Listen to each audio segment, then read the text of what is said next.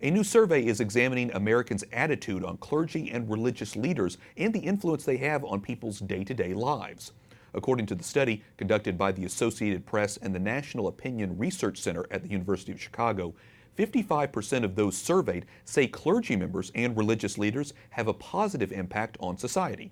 When it comes to seeking counsel from religious leaders on important decisions, 49% of adults with a religious affiliation who regularly attend services say they do.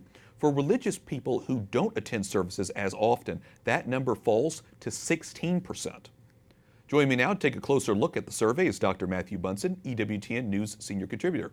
Matthew, welcome back. Thank you. Good to be with you.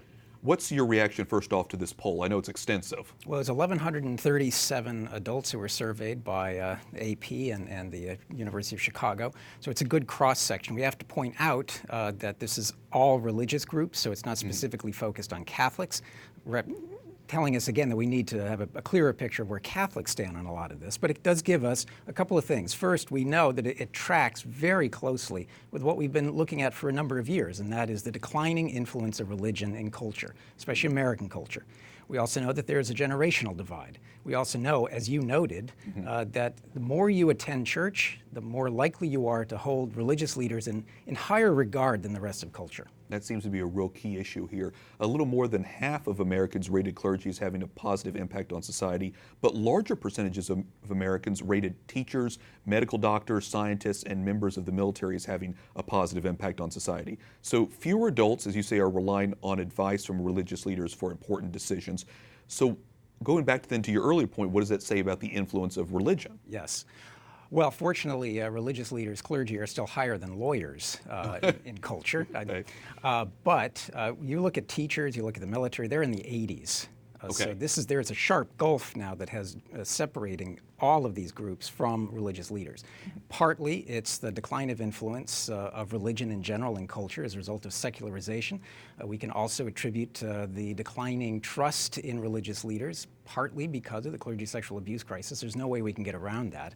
But there's also just the loss of religious belief on the part of individuals in America today. They're simply not turning to religious leaders for advice. That's key because they're now looking at religion as a kind of smorgasbord. You pick and choose where you want your information, to whom you're turning for advice, and more importantly, from a Catholic standpoint, how you're forming your consciences. So from a Catholic standpoint, this is a very alarming development. You mentioned the age gap. Older Americans report being more likely to welcome the influence of religious leaders, certainly compared to millennials. So what does this poll tell us, again, more about that difference between millennials and older? With each generation that is surveyed, you see a reduced influence of religion in the daily lives of individuals. This is the rise of the nuns, the NONESs that Bishop Robert Barron and others have been talking about for a while, those people who claim no religious affiliations at all.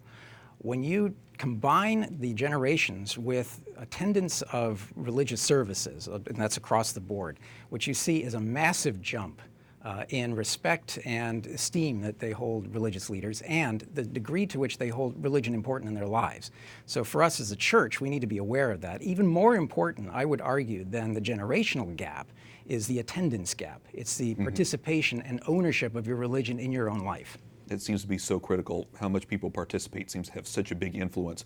What do you think the church needs to do to close the generation gap? Yeah, well, again, probably not a simple answer. It's not a simple answer, but in a way we can turn to two people. Bishop Robert Barron has talked about the fact that we need to be able to talk to young people, to this millennial generation, to the nuns, and bring them back with a winning story. But we just are talking about the beatification or impending beatification of Fulton J. Sheen. This is somebody who understood the importance of using all means of social media, of media in general, in order to present our argument, but also to regain credibility in culture in the wake of the sex abuse crisis, but also in the secularization and relativizing of culture itself across all of American sectors of life. We definitely need those good Catholic examples.